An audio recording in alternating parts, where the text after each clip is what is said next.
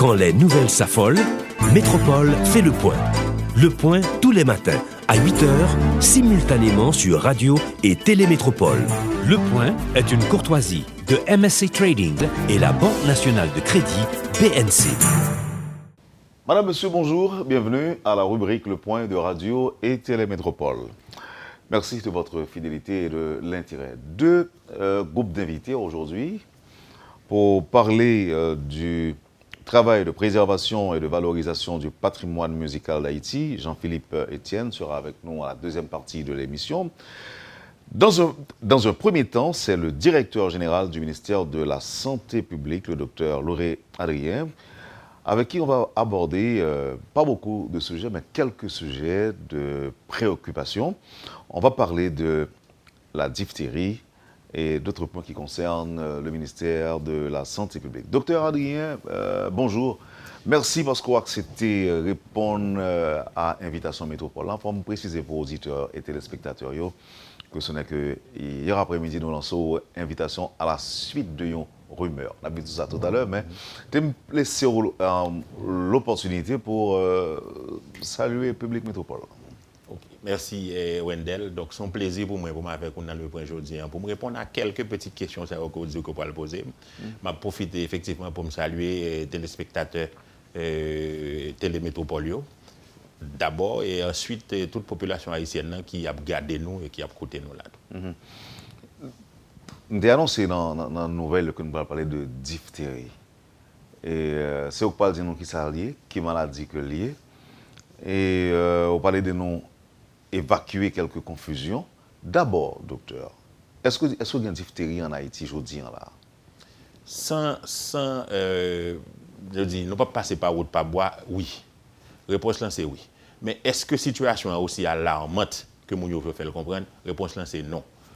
Comme dit, diphtérie sont maladies infectieuses. Sont maladies infectieuses qui malheureusement très contagieuses et qui sont capables très graves. Mais diphtérie, ce n'est pas une maladie haïtienne. C'est une maladie mondiale. Ce n'est pas un bagage qui est typiquement haïtien. Maintenant, compte tenu de la façon que diphtérie a transmettre, compte tenu de tous les problèmes qui gagnent dans la vaccination, et nous, vient fait que nous sommes vulnérables.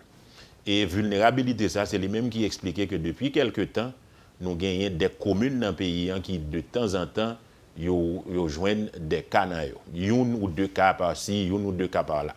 Le problème, ce n'est pas le nombre de cas, c'est l'importance d'un cas capable de gagner sous reste santé population. Parce qu'en termes de ça, nous l'épidémiologie, lorsqu'on a un grand cas, si on pas bien gérer le grand cas, ça, il est responsable de plusieurs autres personnes infectées, plusieurs autres personnes contaminées.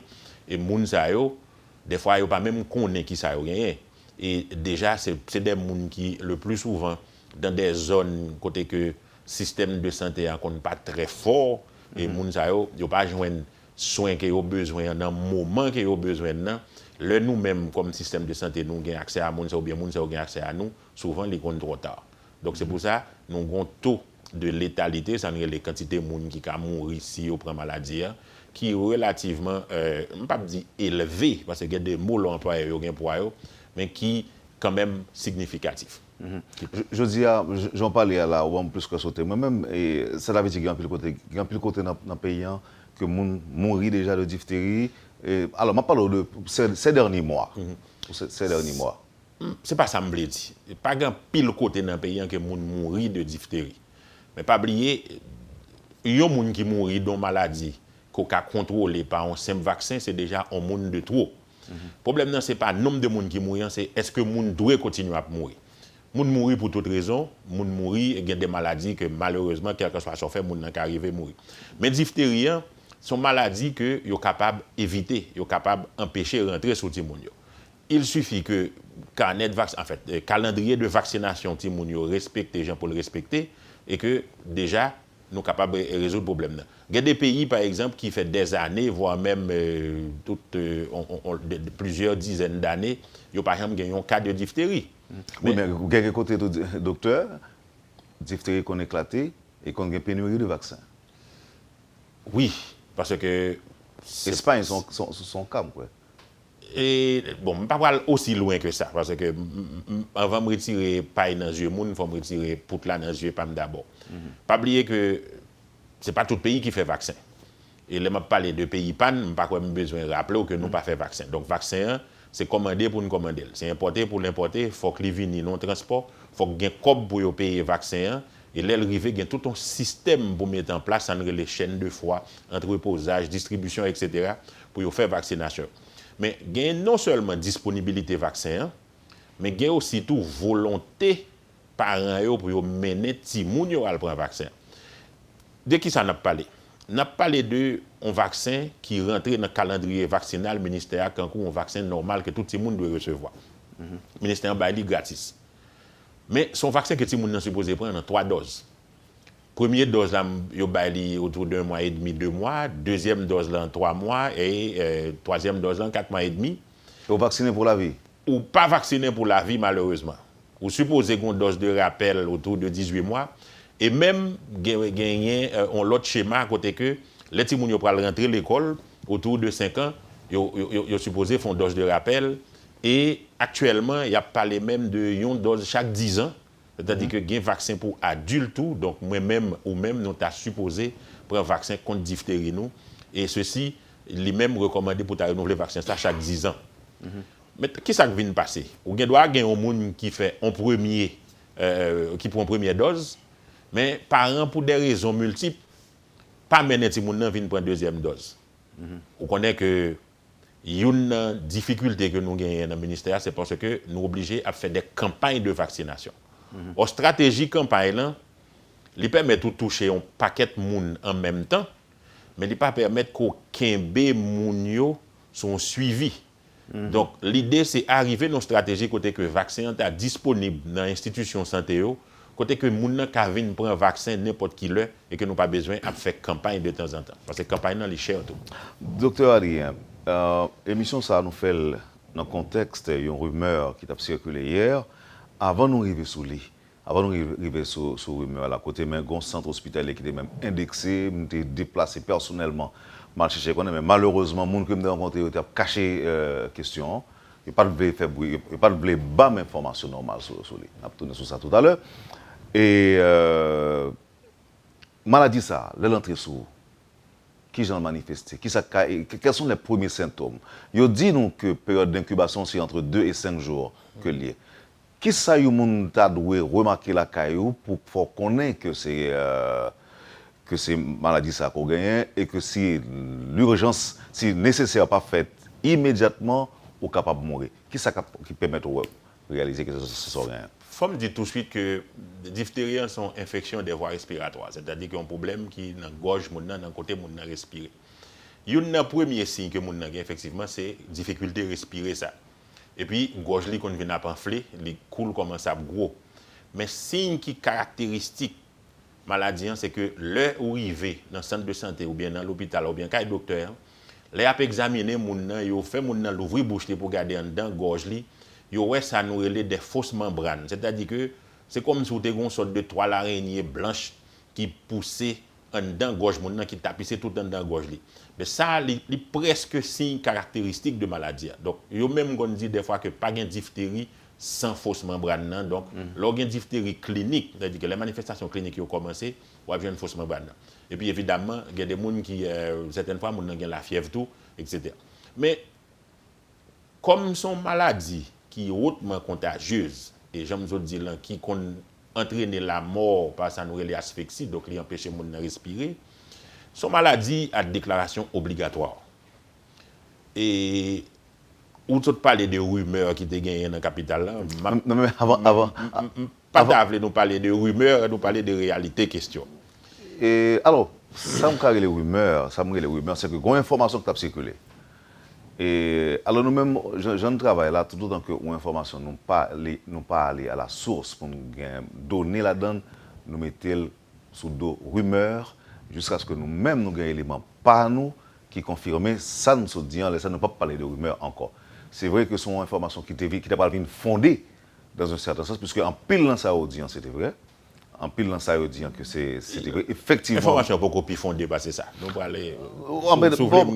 Justement, c'est ça fait que vous là, en tant que responsable, pour dire non, qui s'allie exactement. Okay. Mais avant nous, docteur, permettez que me dire que jusqu'à présent, selon moi-même, ça a arrêté un petit détail. Un petit détail. Ça qui est fondamental pour nous, ça qui est important, maladie existait, effectivement, il y a des gens qui gagnent, qui souffrent de lui, qui frappent de lui.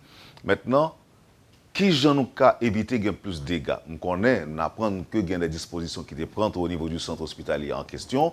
Et côté même monde qui était accompagné malade là, ils mettaient sous contrôle tout.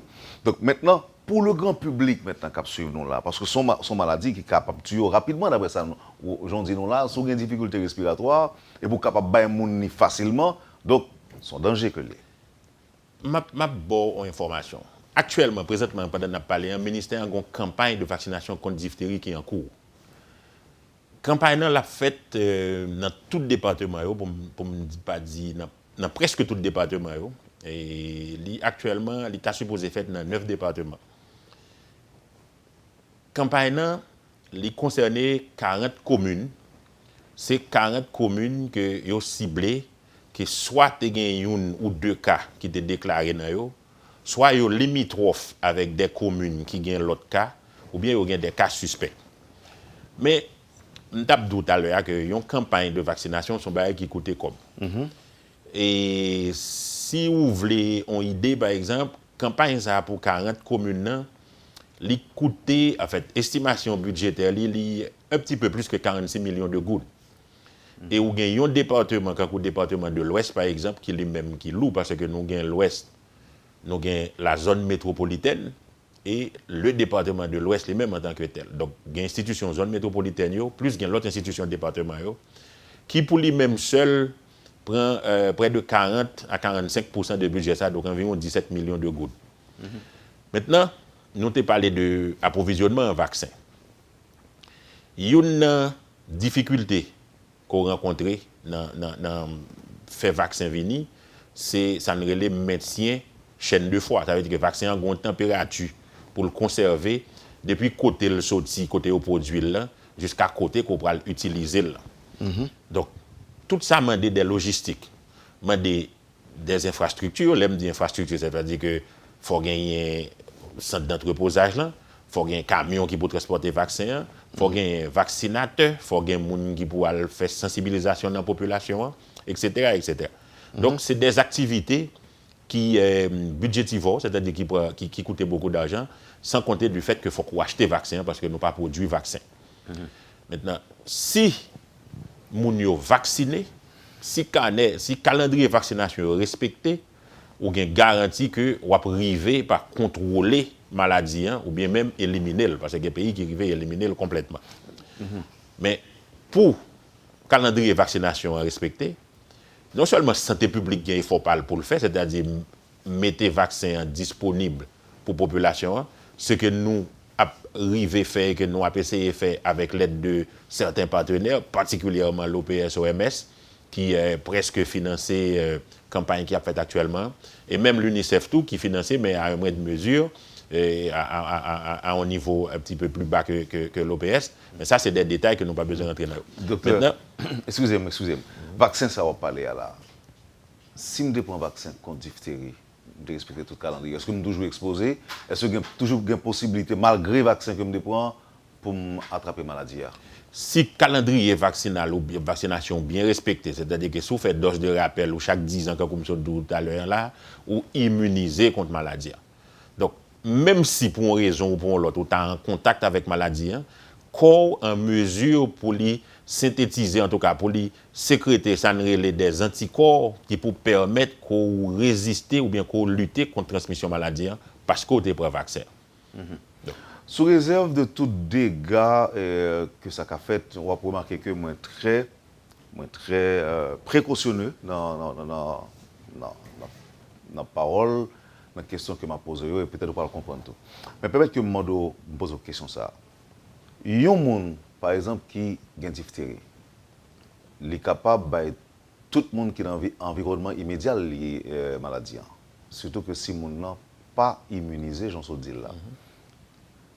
En tant que responsable, est-ce que le normal, si un journaliste a une information comme ça, il y a un cas comme ça, pour arriver dans l'hôpital ou demander des informations, tout le monde doit faire comme ça? Est-ce que c'est normal? Est-ce que l'hôpital là a le droit de... Il n'est pas au courant, pas de comme ça, pas de monde qui est malade, pas de rien de grave. Tout le bagage fonctionnait comme si de rien n'était, alors que la nouvelle est répandue. Les journalistes ont des informations, les personnes qui non monde qui est malade, qui chambre que lié.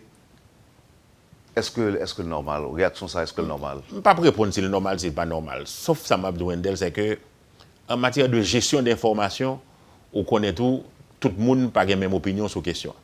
Il y a des journalistes, parce que c'est vous-même qui identifiez comme journaliste, pas prélé comme ça, mais que nous sommes capables de tout des colporteurs d'informations. Ils n'ont pas besoin de vérifier s'il est vrai, s'il n'est pas vrai, ils ont juste la gueule. Mais un journaliste qui a fait travail, journaliste qui a cherché information, ou qui doit baller des informations, et même faire des recommandations par rapport à les gens qui pourraient traiter l'information. Je ne comprends pas ça, Mabdoula. Il y a des informations. Il y a des informations qui ont une sensibilité particulière et que vous ne pouvez pas la gueule n'importe qui. Mon cas professionnel, ou cas professionnel, ou professionnel, parce que le journaliste là, tout ses rôles pour chercher l'information, c'est devoir pour l'utiliser l'information ça, pour sensibiliser la population, pour le conscientiser face à un problème de santé publique ou même de sécurité publique. Qui s'est passé? Leur institution sanitaire recevoir un cas comme ça, c'est ça des maladies à déclaration obligatoire. Au niveau ministère, il y a un système de surveillance épidémiologique qui fait obligation à toute institution sanitaire, que les publics, que les privés, leur recevoir un cas comme ça pour alerter le ministère, pour les mêmes pour le faire des enquêtes épidémiologiques, pour le faire des prélèvements, pour le faire ça, pour être capable de connaître effectivement est-ce que y a tel cas qui rentre tel côté, qui a tel problème, qui confirmé, qui côté malade la sortie, pour chercher sans les sujets contacts. Parce que ce deal, il y a des gens qui ont diphtérie, non seulement les cap contaminés, les gens qui ont soigné, les gens qui ont dans l'environnement tout. Famille donc, tout. Oui, c'est famille, personnel soignant, etc.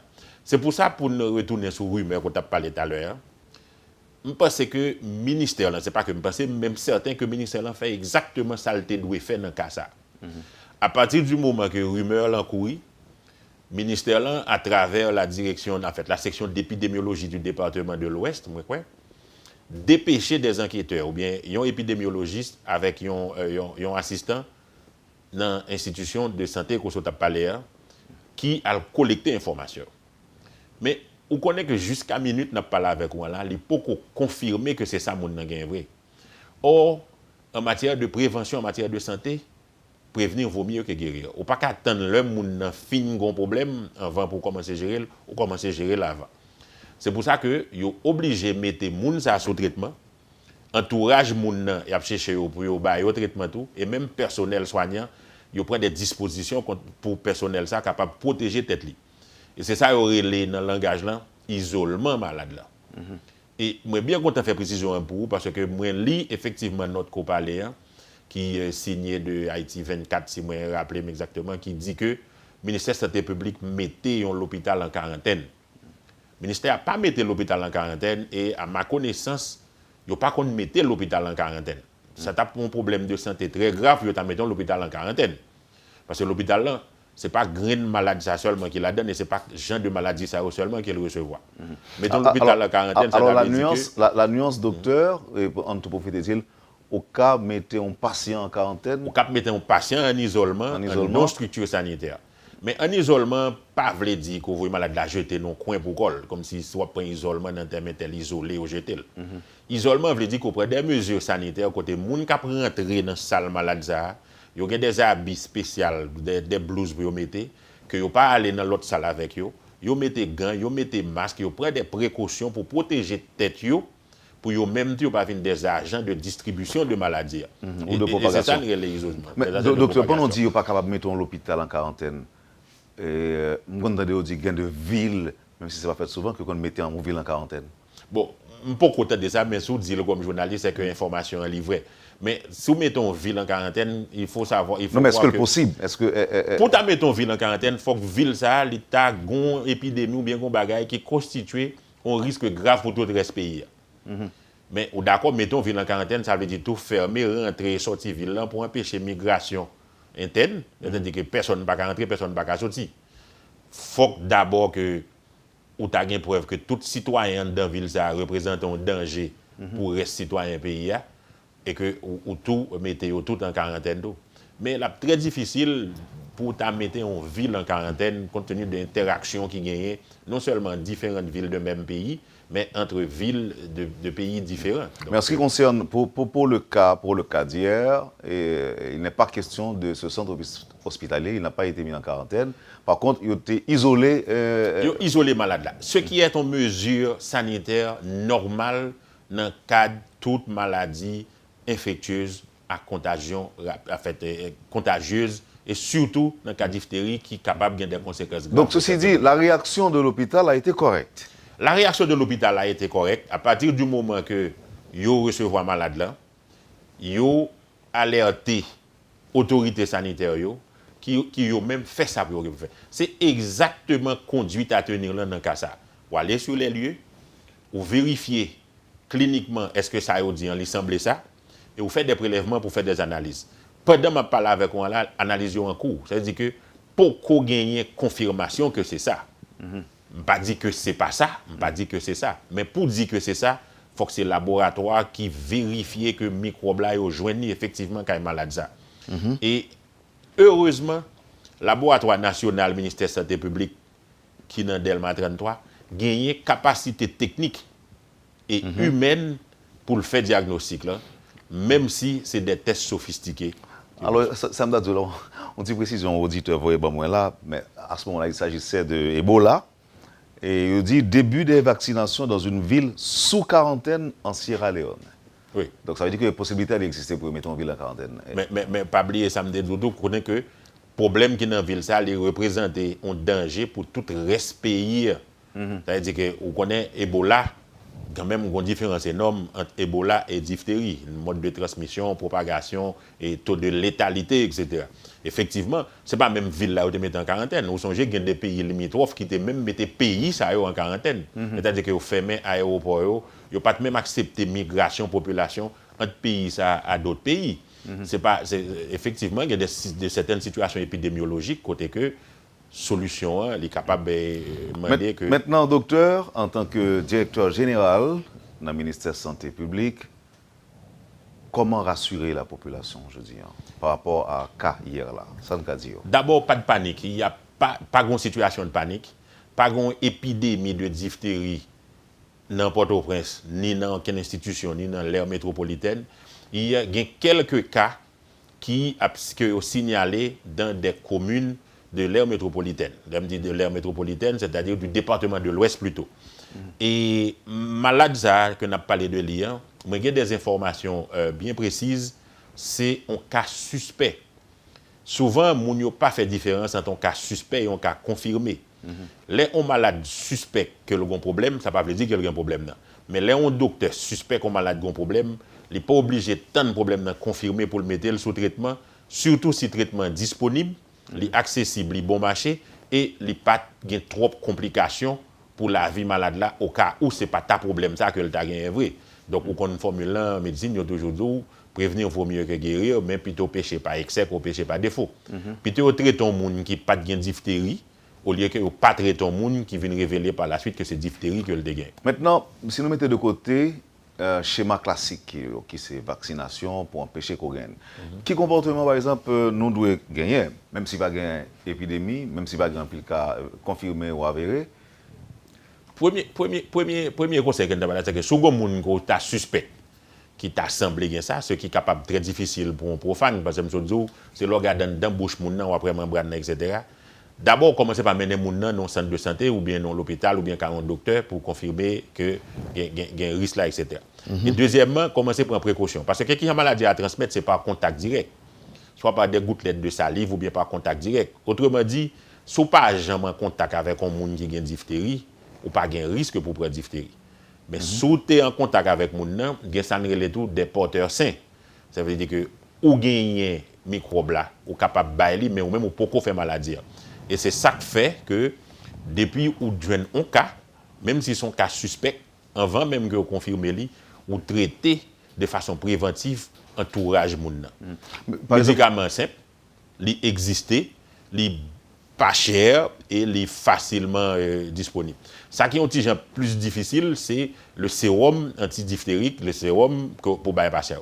Mais grâce à Dieu, au niveau du ministère là, gain un petit stock et pour malades spécifiques ça qu'on va parler, le ministère a porté sérum antidiphtérique pour malades ça et il a porté tout pour personnel qui était en contact avec malade là, c'est-à-dire personnel soignant dans l'hôpital qui était en contact avec lui et ils ont gagné pour ils font enquête de proximité pour connaître mais tout ça m'a dit là enquête de proximité etc. C'est dans le cas où test là venu positif. Si test là négatif, donc enquête épidémiologique là fini là. Donc c'est pas de diphtérie, c'est une fausse alerte, mais au moins l'État, le ministère de la Santé publique fait ça le gain pour le défaire. Donc, ça plus qu'à tuer dans le cas ça, c'est asphyxie? Asphyxie, c'est-à-dire qu'on ne peut pas respirer ou a un problème respiratoire. Parce que pas oublier, c'est une maladie qui, d'abord maladie respiratoire, mais qui atteint nous dans la gorge. Donc, pas parler de gorge gros. Ok. Et pour parler de contact, pour qui facilite la propagation ou bien contamination, donc, hygiène, pas gagné pour le dans ça? Oh, évidemment, ça veut dire que le fait même que vous mettez un masque, sont mesures d'hygiène, c'est-à-dire que vous évitez de recevoir des gouttelettes. Là, on n'a pas parlé d'hygiène, pas parlé d'hygiène, c'est ça, est-ce que mon est baigné, est-ce que il n'est pas baigné, etc. On n'a pas parlé d'hygiène environnementale, c'est-à-dire comment traiter l'environnement par rapport à ça, comment on prend en charge un monde qui suspecte que tu es capable de un problème ça. Donc, c'est de tout ça que nous parlons. Docteur, je vous remercie pour toute précision ça au côté nous, parce que vous avez remarqué là qu'ils ont auditeur interagi avec moi pour les questions qu'on pose et autres. Et je ne vais pas aller sans pas faire le point avec vous sur une petite information. Je ne vais pas poser un pile, je ne vais pas prendre plus de sujets avec vous. Peut-être dans l'autre occasion, nous sommes capables d'aborder l'autre sujet.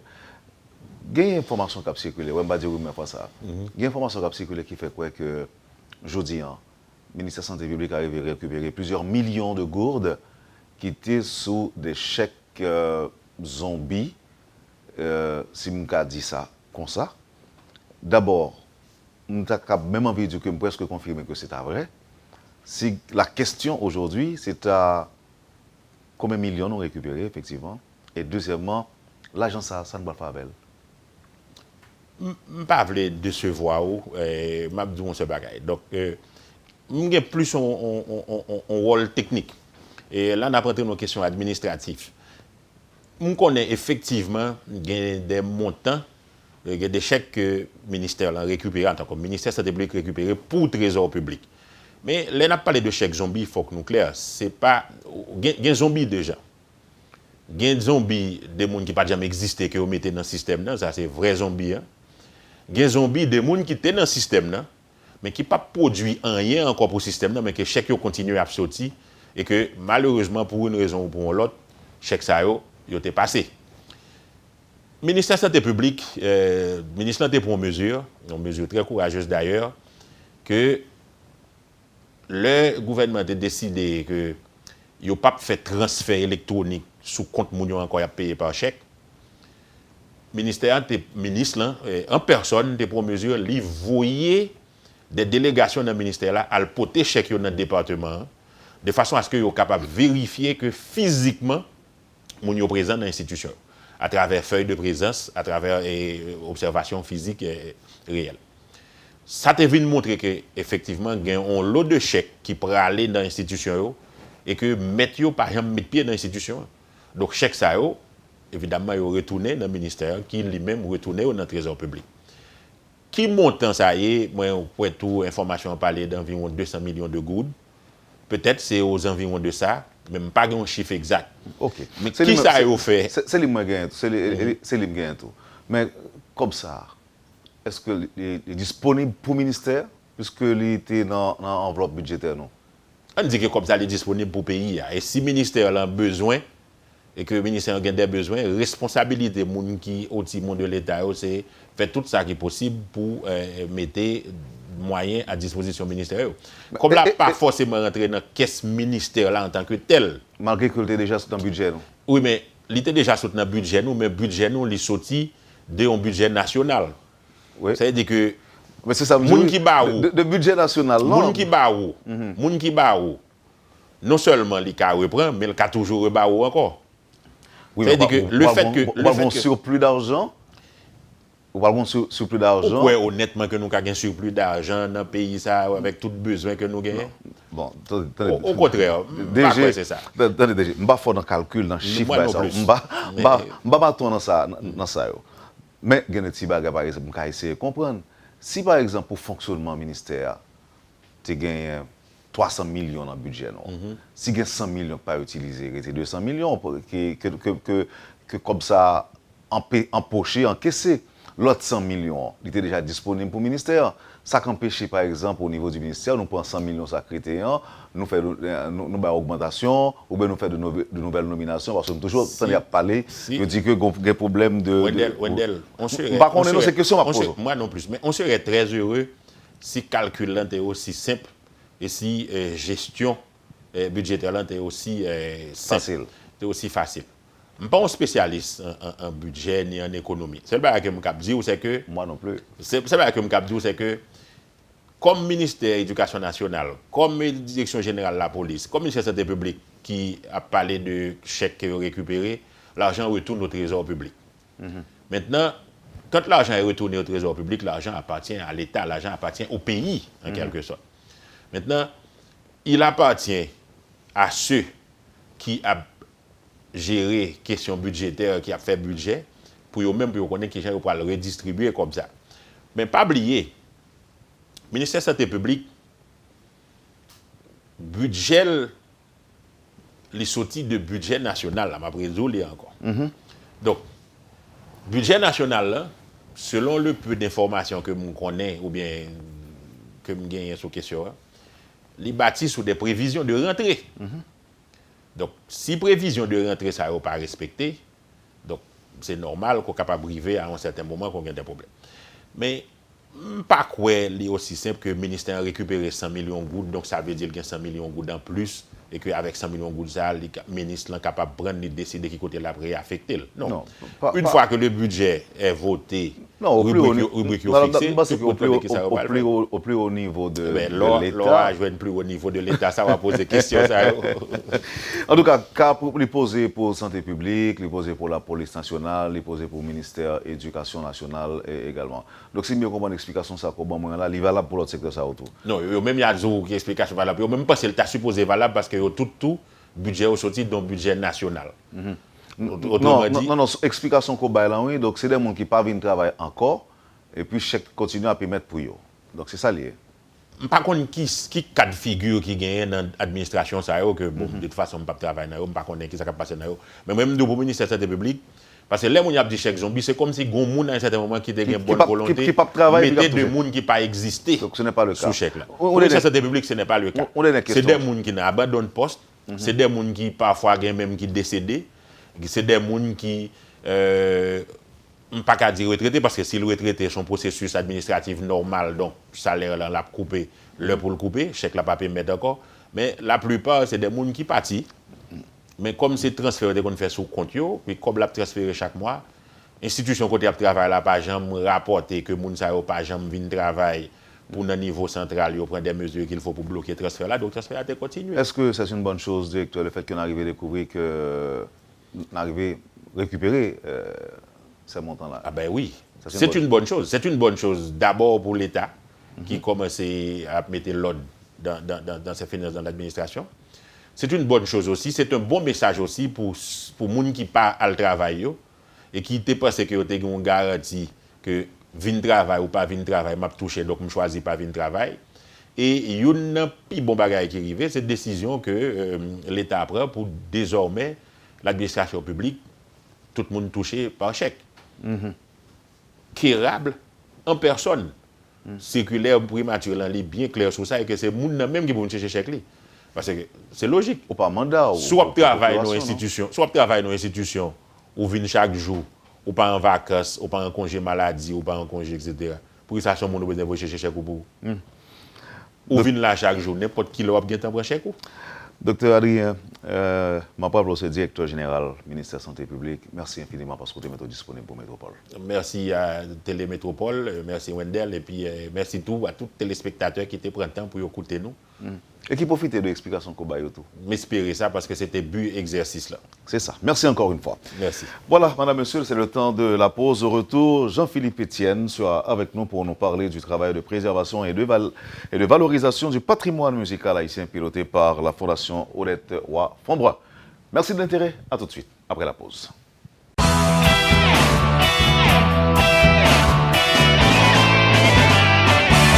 Le Point est une courtoisie de MSC Trading et la Banque nationale de crédit BNC. Merci, madame, monsieur, de votre patience et de l'intérêt. C'est bien le moment d'accueillir Jean-Philippe Etienne, qui est responsable de communication. Et lui, il va nous parler de ce projet et de ce travail réalisé par la Fondation Odette Roy Fonbrois, portant notamment sur la préservation et la valorisation du patrimoine musical haïtien. Bonjour, Jean-Philippe Etienne. Merci parce qu'on a accepté de faire lumière avec nous ce projet, pour dire nous saluer, pour aider nous comprendre. Oui. Bonjour, Wendell Théodore. Merci à Télémétropole de m'accueillir. Je suis Jean-Philippe Etienne, responsable de communication de la Fondation Odette Roy Fonbrois pour l'éducation. Et je viens présenter le projet Chanson d'Haïti qui est supporté depuis 9 ans par la Fondation Odette Roy Fonbrois pour l'éducation. Chanson d'Haïti, c'est quoi? C'est un programme initié par Karine Margon, qui est chanteuse soprano, avec le compositeur, directeur pendant 30 ans de l'Orchestre Sainte-Trinité, Julio Racine, qui regroupe le patrimoine culturel musical haïtien. Tout ce qui est rythme haïtien, à l'intention des élèves, des étudiants en musique et des écoles de musique en Haïti. Donc, on met la musique haïtienne dans des ouvrages. Alors, on écrit la musique. C'est une écriture musicale qui se retrouve regroupée à travers 9 ouvrages. Quand je dis écriture musicale, donc c'est à l'intention des pratiquants et musiciens. Oui, ça s'étend sur quelle période? Ça s'étend sur quelle période, par exemple? Depuis que la musique haïtienne existe. Parce qu'il y a 9 ouvrages, il y en aura 11, on est déjà à 9 publications, et qui reprend tous les classiques haïtiens. Et depuis que la musique haïtienne existe, est-ce que l'on y retrouve tous les rythmes? Voilà, on trouve les chansons, les styles de musique. Exactement. Les chansons populaires, les chansons traditionnelles, la meringue, donc tous les styles de musique haïtiens. Et avec aussi, il y a certains de ces ouvrages qui sont destinés, qui sont en hommage à certains compositeurs comme Anti des Roses, compositeur-chanteur Anti des Roses, Candio, l'Instant des Pradines, et Raoul Guillaume, par exemple. Et, le 10e sera un hommage à Ticone, qui reprend justement les chansons de Ticone qui sont passées dans les chansons populaires haïtiennes. Oui, alors le sens de ma question, c'était aussi, est-ce que ça traite également de la musique ancienne et aussi de la musique contemporaine? Les deux. Les deux. Et ces ouvrages-là sont disponibles partout? Ou bien comment on procède pour la distribution? Et quelles sont les catégories d'élèves concernés par le travail? Ce projet est un projet, comme je vous dis, de sauvegarde du patrimoine culturel musical haïtien. Et il a été supporté par plusieurs fondations. La Fondation de France, la Fondation Culture Création, la Focale et la Fondation Odette Roy Fonbrois, qui est le distributeur des œuvres. Ces livres-là, je peux prendre un pour... Ah, mais bien sûr. Sûrement, ça c'est le volume 7. Les ouvrages sont encore à vous, non? Le volume 7, qui parle d'Anti des Roses, qui relate les œuvres d'Anti des Roses. Alors, pas toutes les œuvres, bien entendu. Et si vous voyez à l'intérieur, je ne sais pas si on peut oui, c'est voir. possible. Il suffit d'ouvrir. Donc, c'est une écriture musicale. Et c'est proposé, c'est distribué gratuitement dans les écoles de musique. Donc, c'est un travail indépendant, mais qui, ce n'est pas une institution, c'est une personne, Karine Margon, la soprano Karine Margon, qui a eu cette initiative avec Julio Racine. Et maintenant, ils ont pensé qu'il faudrait garder notre patrimoine et le transmettre aux jeunes. Parce qu'aux jeunes, à cause de quoi? À cause de l'acculturation. C'est pour ça que c'est fait gratuitement dans les écoles de musique. Tous les ouvrages de chansons d'Haïti sont distribués gratuitement dans les écoles de musique à travers le pays. Et aussi... C'est ce que j'allais vous demander. Ce sont des ouvrages préparés, édités et distribués dans des écoles de musique. Dans des écoles de musique et aussi vendus. C'était disponible dans certaines librairies. C'est vendu pour les particuliers. Mais à la base, c'est distribué gratuitement à l'intention des étudiants de musique qui sont dans des écoles de musique. Et aussi, ces ouvrages-là sont utilisés par les orchestres à l'étranger aussi. Dans des universités à l'étranger comme à Miami, au Minnesota ou à Philadelphie. Pour être intéressé par ça, il faut être d'abord musicien ou bien... Non? Il faut, à mon sens, non, pas d'abord musicien. Pourquoi? C'est parce qu'il y a ces ouvrages-là, il y en a quelques-uns qui sont accompagnés de CD. Mais j'allais vous dire, il faut pouvoir interpréter. Oui, c'est sûr. Si on est pratiquant de musique, bien sûr, il faut lire, il faut savoir lire l'écriture musicale.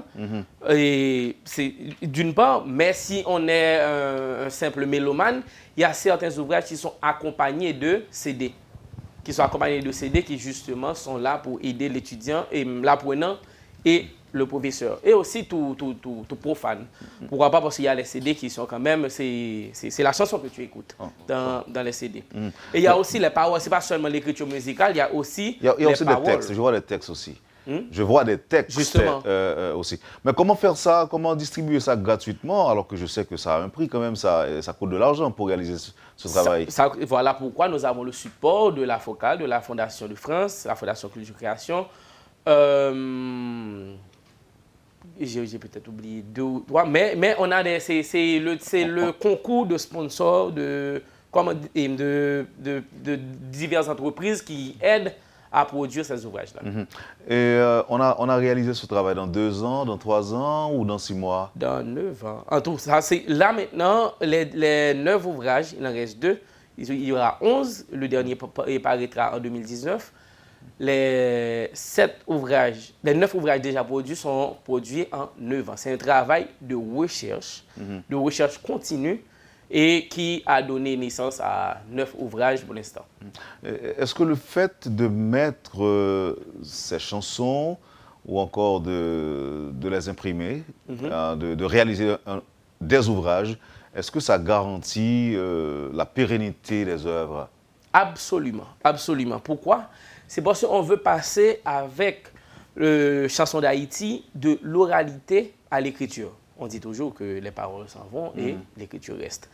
Donc, Karine Morgon et Julio Racine ont pensé que, justement, pour pérenniser, pour sauvegarder ce patrimoine immatériel que nous avons, qui est notre musique, il faudrait les rythmes d'antan, tout ce qui est chanté, tout ce qui est transmis de bouche à oreille à l'oral, soit mis dans un livre.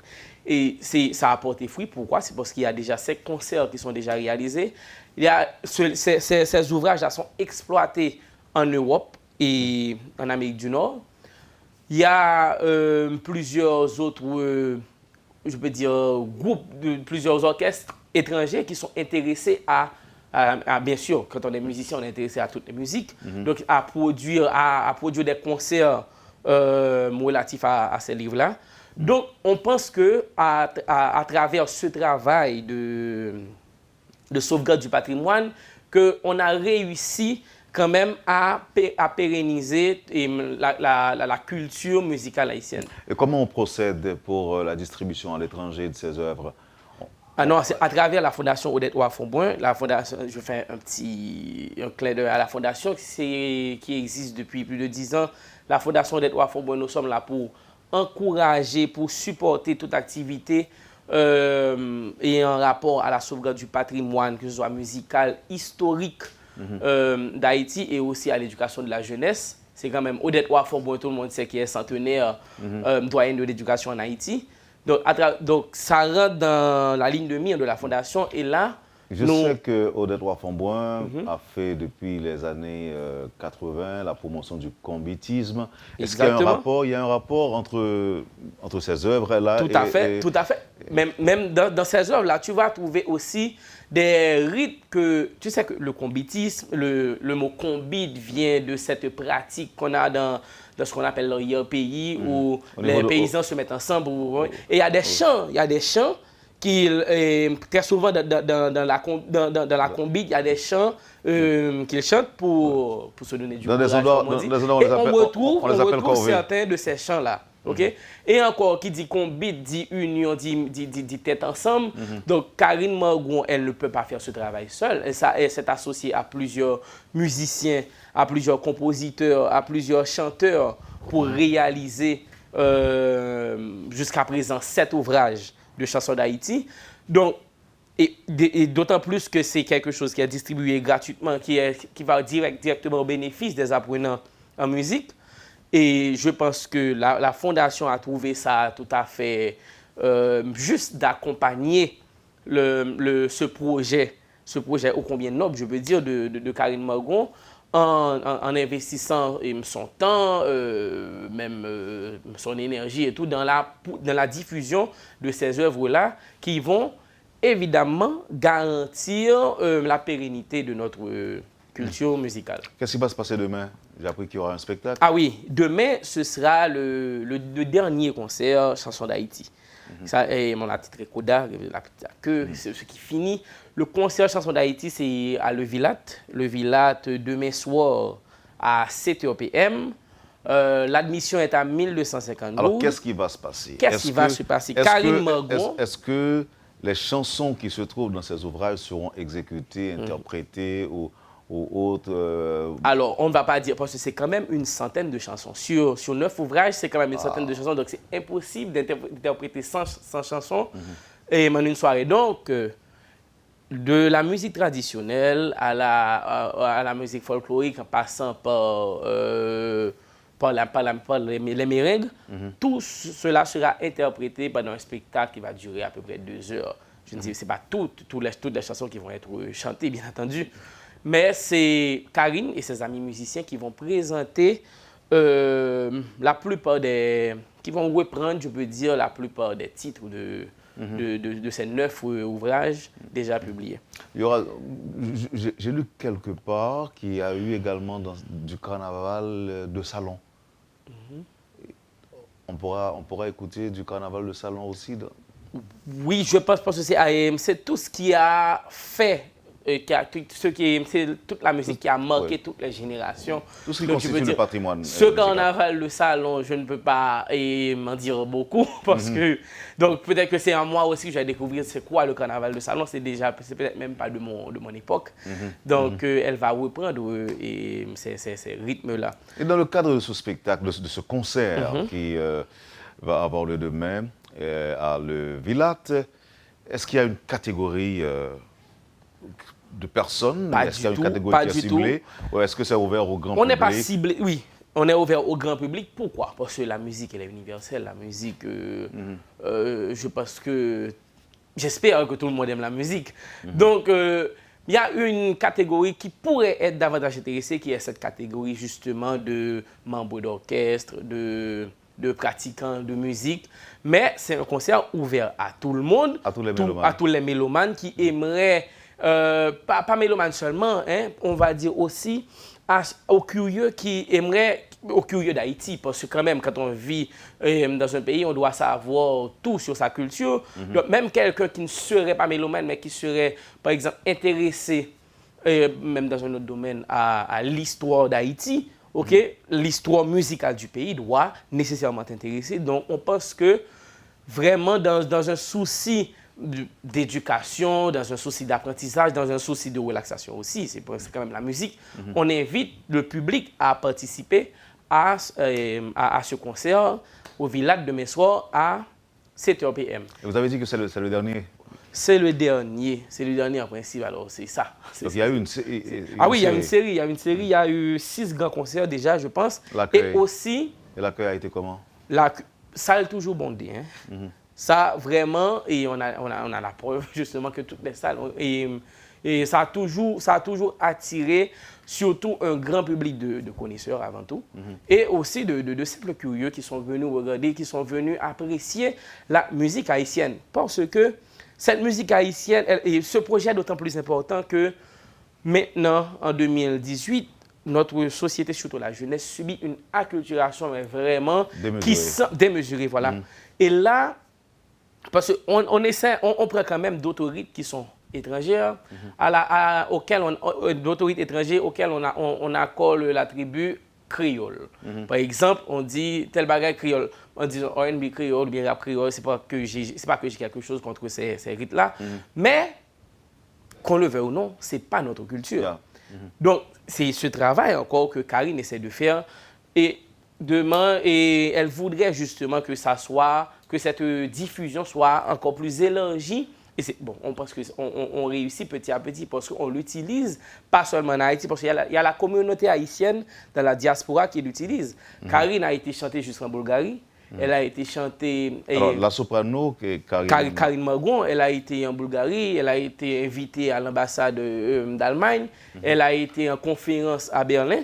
Donc, on pense que ce projet fait son petit bonhomme de chemin et est déjà apprécié, non seulement par... apprécié peut-être pas assez par notre société, quand même, parce que quand même, on a besoin d'une plus large diffusion pour sa réelle reconnaissance, mais... à l'étranger aussi, c'est déjà très apprécié. Alors, terminons, refermons de préférence cet entretien avec les titres. On a Kendio. Excuse-moi, j'ai oublié de dire. Vendredi, on a un concert à 1250 goudes à Le Villat. Mais le dimanche 18 mars, dans la matinée,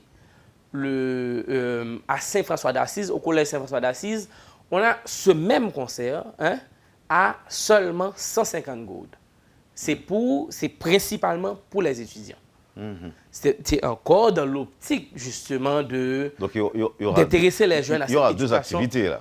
Deux activités. Vendredi, il y aura un concert 7h PM à Le Villat, 1250 goudes. Mais il y aura aussi ce même concert le dimanche 18 mars à 11h du matin au collège Saint-François d'Assise pour les étudiants, et c'est seulement à 150 gouttes. Mais c'est le même concert avec les mêmes artistes, les mêmes interprétations. Merci Jean-Philippe Etienne. Alors, refermons l'entretien avec les titres. On a Kendio à l'instant de Bradine, dit Kendio. Ensuite, il y a Anti des Roses qui est le 7e tome. Chanson pour Haïti, La Romane, Femme Pays, Mon Existence. Où sont les CD? Il y en a qui ont décidé à l'intérieur. Quelques-uns de ces ouvrages, là, OK, là, c'est Raoul Guillaume, Complainte paysanne, Yonti Chanson. Par exemple, il y a ce volume 3 là, qui parle des mélodies folkloriques, qui a le CD inclus. Il y a le volume 2, 20 chansons folkloriques traditionnelles et classiques. Et tous les titres sont en français ou en créole? Non, en créole. En créole, il y a certains qui sont en français, c'est sûr, notre pays. Okay. Alors, un petit rappel rapidement pour le public de Métropole qui pourrait, par exemple, être intéressé à se rendre à ce concert. Où est-ce qu'on va trouver les tickets? Les tickets sont en vente aux deux La Pléiade, à Pétionville et à Bois-Patate, aux deux boîtes à musique, à Pétionville et à Denis-Martin à 32, et à la Fondation Odette Waforboin pour l'éducation à Pétionville. 1250 gourdes pour demain et 150 gourdes 150 gourdes pour dimanche. On aurait aimé avoir vraiment des tas de jeunes. 1 million de jeunes. Vraiment dans l'auditorium de Saint-François d'Assise qui viendraient apprécier. Parce qu'il y a beaucoup de jeunes qui ne savent pas c'est quoi la musique haïtienne. Qu'on a des orchestres philharmoniques. Il y a beaucoup qui ne savent pas vraiment c'est quoi notre culture musicale. Et c'est dans ce souci que justement ce concert a été fait à ce prix-là pour eux.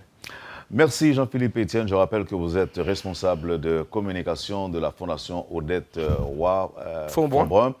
Merci pour cette présentation. Merci de parler de ce travail de préservation et de valorisation du patrimoine musical haïtien.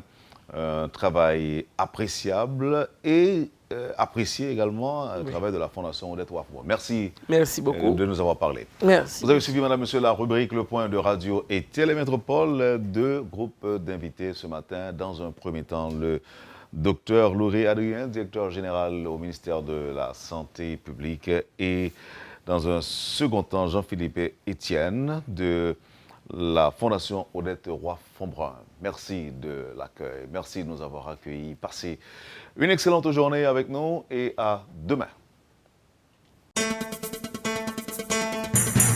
Quand les nouvelles s'affolent, Métropole fait le point. Le point tous les matins à 8h, simultanément sur Radio et Télémétropole. Le point est une courtoisie de MSC Trading et la Banque nationale de crédit BNC.